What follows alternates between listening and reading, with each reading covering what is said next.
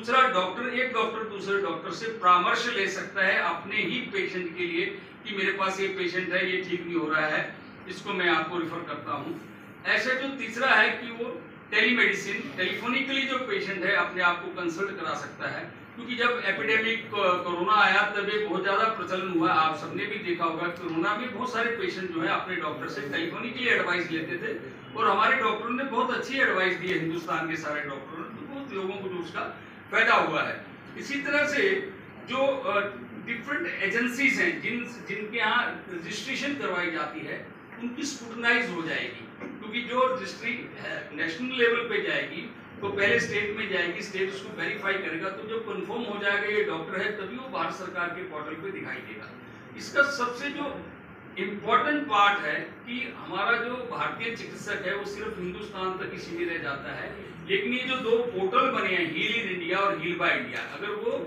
HPR हो गया है तो हील बाय इंडिया और हील इन इंडिया के पोर्टल पे ऑटोमेटिकली दिखेगा। हील इन इंडिया का फायदा है कि उस पोर्टल को विश्व के सारे देश देख सकते हैं, क्योंकि जो मैंने जो भारतीय चिकित्सा पद्धतियां बताई ये पारंपरिक भारत की अपनी चिकित्सा पद्धतियां, अगर उनको इनका इलाज कराना है आयुर्वेदिक से, यूनानी से, सिद्ध से, सवारिकपा से और होम्योपैथी से, होम्योपैथी जो है जरूर जर्मन से है लेकिन भारत में अच्छी प्रचलित है, इससे भी अगर वो भारत में आकर के इलाज कराना चाहता है तो उस चिकित्सक की इंडिविजुअल स्पेशलिटी और उसकी सारी क्वालिफिकेशन को पेशेंट जो है पोर्टल पे देख सकता है और पोर्टल पे देख करके सेटिस्फाई होकर के डायरेक्ट उससे जो है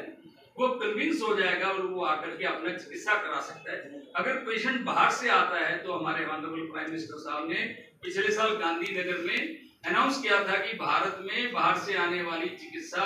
पेशेंट को चिकित्सा कराने के लिए आयुष वीजा दिया जाएगा। तो ये पहली बार है कि आयुष वीजा जो है उसके पासपोर्ट पे आयुष वीजा का स्टैंप लगेगा, और अगर चिकित्सक ये भारत का चिकित्सक कहता है कि इसकी ट्रीटमेंट में और थोड़ा ज्यादा टाइम लगेगा तो एक्सटेंडेड होगा, उसका एक्सटेंडेबल होगा, वो एक्सटेंड कर दिया जाएगा। ऐसे ही हील बाय इंडिया अगर उसने HPR किया है, हेल्थ प्रोफेशनल रजिस्ट्री की है,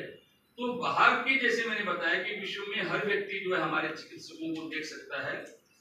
तो वो चिकित्सक जो है उनको अगर बाहर कोई अपनी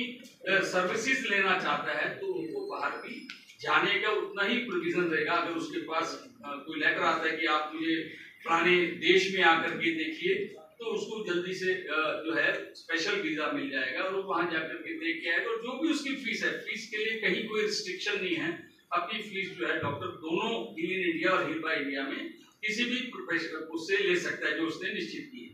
इसका जो सेकंड बहुत इंपॉर्टेंट पार्ट है वो है HFR, हेल्थ फैसिलिटी रजिस्ट्री। आज देखिए आप हम सबको कुछ पता नहीं होता कि किस हॉस्पिटल में क्या है,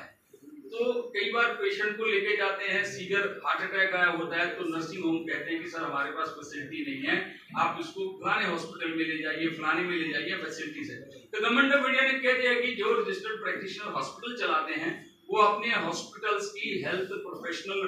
हेल्थ फैसिलिटी रजिस्ट्री बताएंगे कि आपके पास क्या क्या प्रोसीजरल इक्विपमेंट्स हैं, क्या क्या आपके पास डायग्नोस्टिक टूल्स हैं और क्या उनके रेट हैं, आपने वेबसाइट पे डालना है। अगर आपकी रजिस्ट्री नहीं होगी तो आप किसी भी तरह का इंश्योरेंस क्लेम नहीं कर सकते।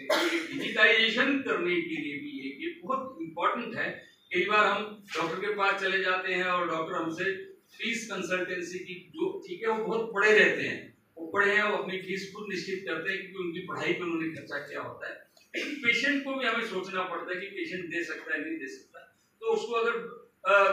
उसकी पोर्टल पे दिखेगा कि डॉक्टर साहब इतने फीस लेते हैं, ये डॉक्टर साहब इतनी फीस लेते हैं और दोनों सेम डिजीज को देखते हैं, तो पेशेंट अपने चिकित्सक का तुरंत चयन कर सकता है कि मैं इस चिकित्सक के पास जाकर के दिखाऊंगा। ये हेल्थ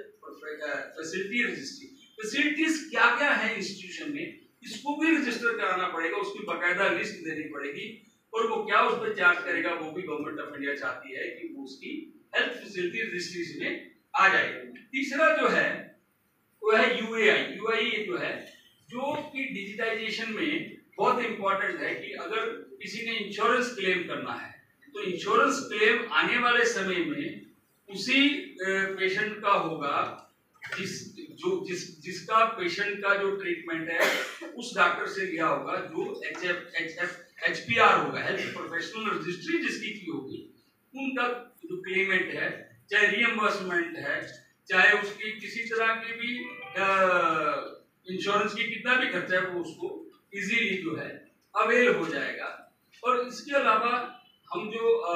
ISM प्रैक्टिशनर और होम्योपैथिक प्रैक्टिशनर हैं, हम ज्यादातर प्राइवेट सेक्टर में काम करते हैं। प्राइवेट सेक्टर को देखने वाला कोई ज्यादा रहता नहीं। जो प्राइवेट व्यवसाय करने वाले चिकित्सक हैं, हम उनको मोटिवेट करते हैं, उनको सेंसिटाइज करते हैं और उनके इसके फायदे बताते हैं, उनकी राइट्स ऑफ प्रैक्टिस के फायदे बताते हैं कि उनके क्या क्या राइट्स है, ये सारा हम उनको बताते हैं और उनको हम मोटिवेट करके रिक्वेस्ट करते हैं कि आप अपनी हेल्थ प्रोफेशनल रजिस्ट्री कराएं। और इसका जो सारा खर्चा है वो नेशनल कमीशन